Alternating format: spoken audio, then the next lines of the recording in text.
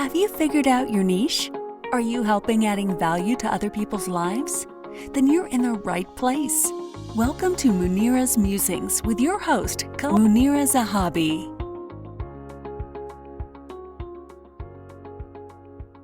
Greetings from Chicagoland. This is Munira, the Niche Navigator, coming to you live with another guest that we are showcasing.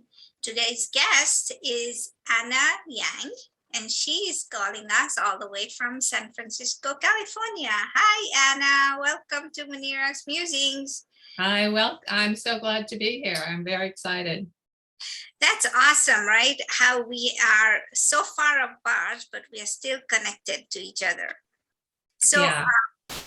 We do these shows, ladies and gentlemen, if you are here, we do these shows because we want to showcase people's journeys. You know, everybody here is striving to do something better in their life. They want to get to from one point to another. Some people have embarked on that journey, but they're not getting results. Some people are still sitting on the fence and still trying to figure out why and what they should do. But we bring these showcase these guests that we have because we want them to share their stories so that we can learn from them. Everybody's journey is unique, but there's so many similarities. I've done this show for almost 4 seasons. We're coming to the end of 4 seasons. And when I hear people's journeys, they all have one thing in common. The one, they have a goal. 2, they want to achieve that goal.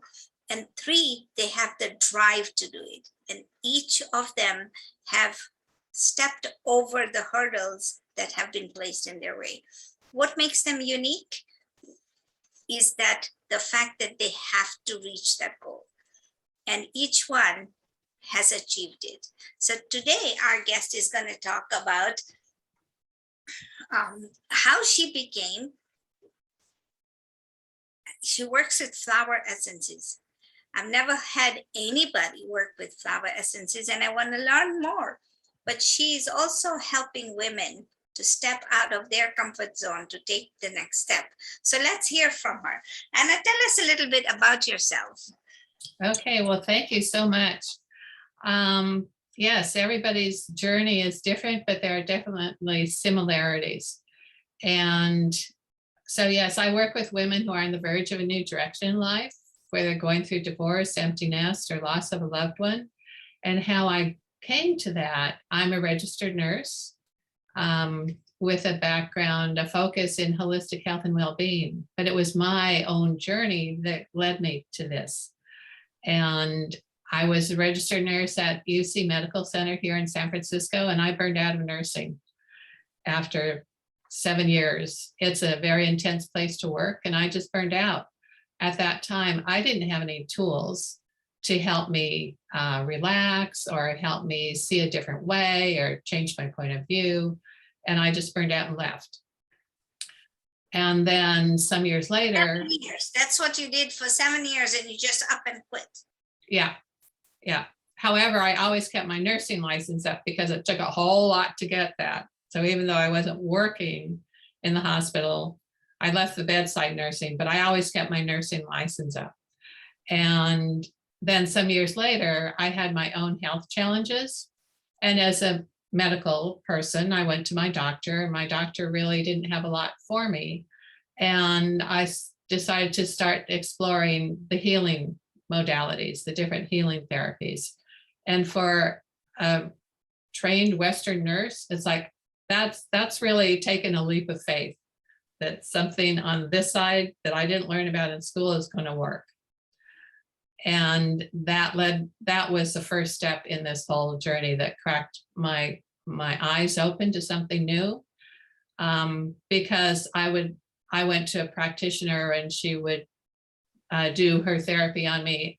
And what I found out was that the brain can be different from what the body wants. So we're not always in sync. Really? And I know, surprise. But I didn't know that. That's the case, right? Your brain wants to do something, but your heart wants to do something else. Yeah. And then the body is saying, no way, Jose, I don't want to do any of it. So that's when I really saw the body, mind, spirit connection that we have, and that we are bigger than just our physicalness. Where, as we know, we have emotions, and we have heart, and we have what's going on in our body. And that's when I thought, if women and girls were better aligned, if they got rid of the blocks that I was getting rid of, we're carrying around our little selves, our 3-year-old, our 4-year-old, who something happened to them, and they say, I'm never going to, and that piece stays in. So whenever that issue comes up, there it is, I'm never going to. But it took a while to get to that. And I thought, if women and girls, if I could help them undo that, then they could blossom into who they really are. And that became my lifelong journey. So why do we hold on to things like I'm never going to, or you're never going to be my friend, and things like that? Why do we, as humans, you're not the first coach that's been on here who said that, right? But nobody's given me a definitive answer. Why is it that we hold on to these things? Well, the way that I learned it and I experienced it is that that part of me that decided that, then it would kind of be sheltered. And so it's like a little kid turning its back on you. I'm not going to listen to you anymore. I'm just going to be here, and I'm not going to like her anymore. But the rest of you goes on in your life, and you forget that you made that, because as you're growing, then you got to be fine. But there's this little piece that got blocked, that got stuck in that kind of time zone, in that emotion. And we don't necessarily know that that's still going on. And then we just live our life, but there's that thread that keeps coming back that stops us. And we think, what is going on? Why can't I get past this? And it's when you go back in and find that. And so you mentioned flower essences. And so flower essences helped to break up the old patterns that we have, that we don't know that we're living through. Very interesting, right? So how long has it taken you to figure all of this out? First of all, the blockage, right? When you have this one blockage that I'm never going to, how when we try to work that out and try to iron that crease in our subconscious, how long does it take? I mean, is it like an immediate thing, or do you have to work at it? Well, it really depends on how long you've been holding that and how willing you are to let it go. And so a lot of it is reconciliation with yourself. And so as a holistic nurse and coach, I help people go find those places within themselves, go back to their 11-year-old and see what the 11-year-old needs. And so it's going back to that emotion, following that emotion and saying, oh, but what was needed at this time? So we can be layered and layered and layered, or it can just go away and it's gone. But so that's really interesting, right? Because so do you use hypnosis? Do you use hypnosis? I was trying to figure out what that was.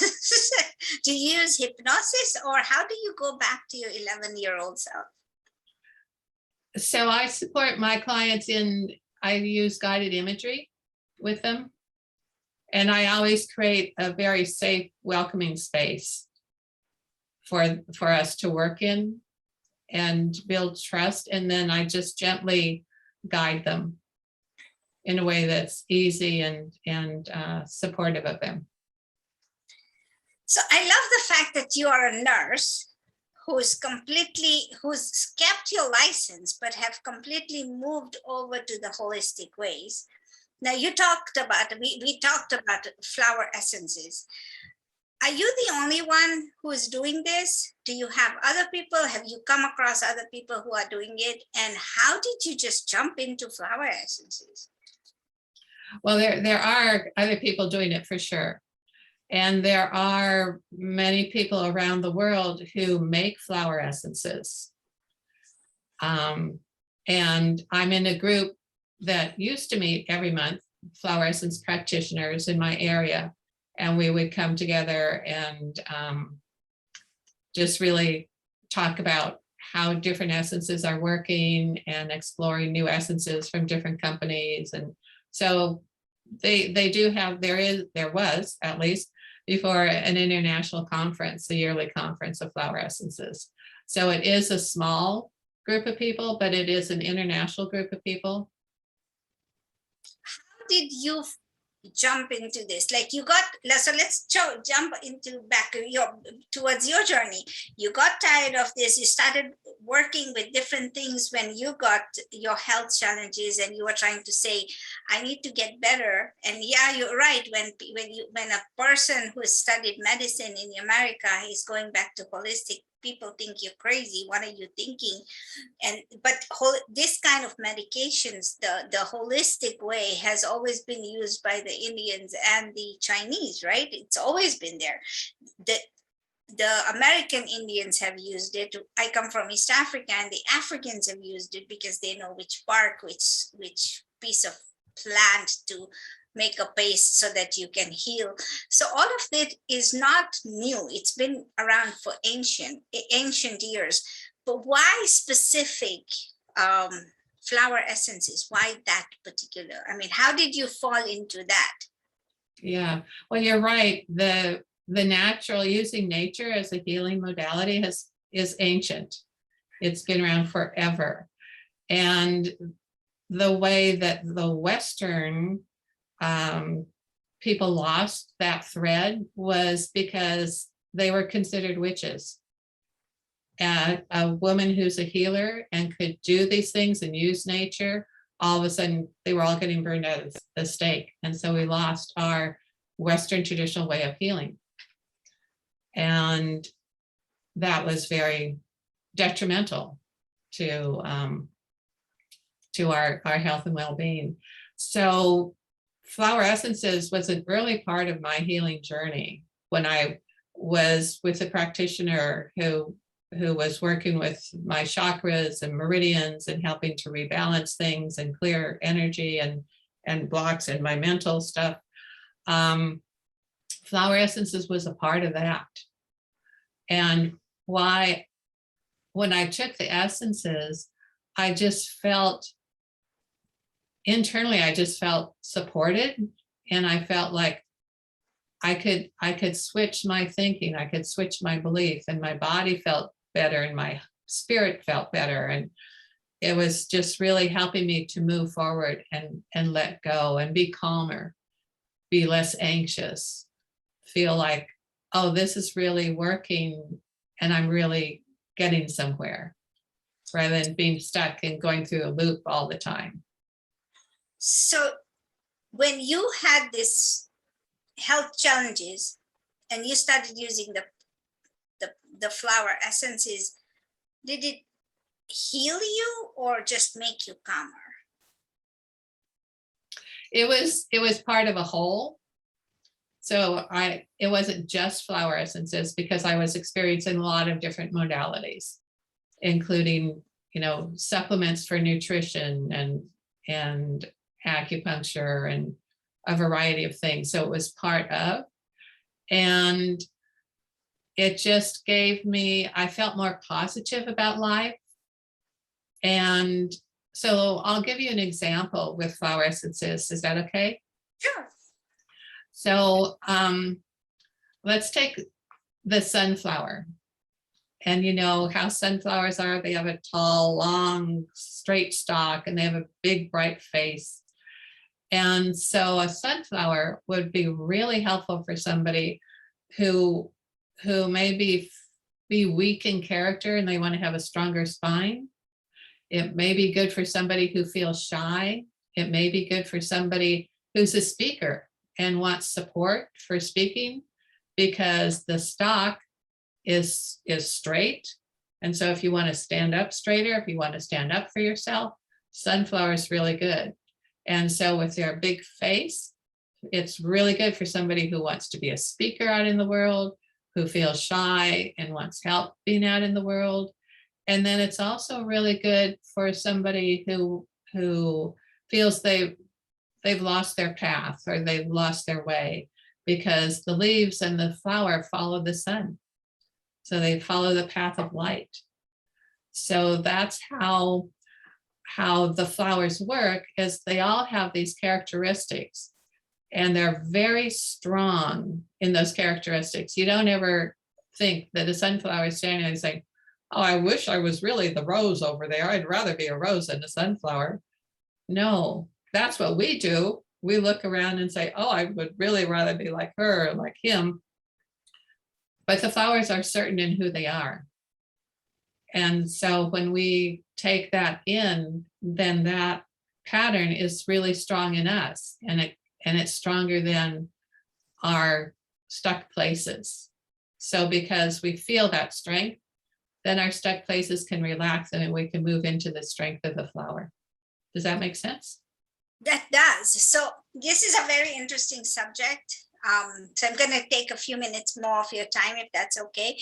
But ladies and gentlemen, if you're still joining us, we are on Munira's Musings. This is our episode where we are talking to Miss Anna Young, all the way from San Francisco. And we are talking about how she helps women in a different stage of life, maybe divorce, maybe empty nesters, maybe who's lost a husband, all of them to overcome whatever they are going through with the use of flower essences. So it's really interesting, and I'm just fascinated by this. So my question is, you talked about the sunflower and it's being, the spine is creating confidence is what it comes to, right? And the fact that you go towards the light and it's all energy. But how do you know that you need another flower in your life? Is it just, when do you determine, when does the person, the patient, determine what flower they need? Or do you determine that? And then is there another flower added, or is it taken two together, or finish with one and then start another one? So this is just curiosity now peeking in.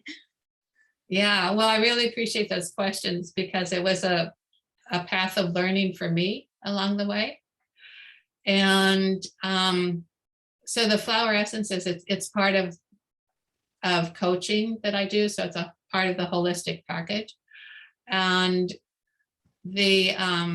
what I learned was, if I took one essence at a time, that the essence would do what it was, but sometimes it felt really strong to me. It was a little overwhelming. And what I do is I create customized blends for women. So what I do is I listen to what's going on in their life and then put together 6 flowers. It's usually 6 flowers in one bottle. Oh, wow. And yeah, because then they act synergistically and they help to harmonize. And it helps to be a smoother path of letting go, because you're being supported in a lot of different ways. So it's not just one flower, but it's not just one concoction. You make this for individual patients. So no two people have the same. Correct. Blend, if you will. Correct. Yeah. Wow, that's so interesting. But so do you make this at home, or do you have like a distillery? I'm thinking, the old Albert Einstein with his beakers and stuff. Right, That's right. coming to mind. Exactly.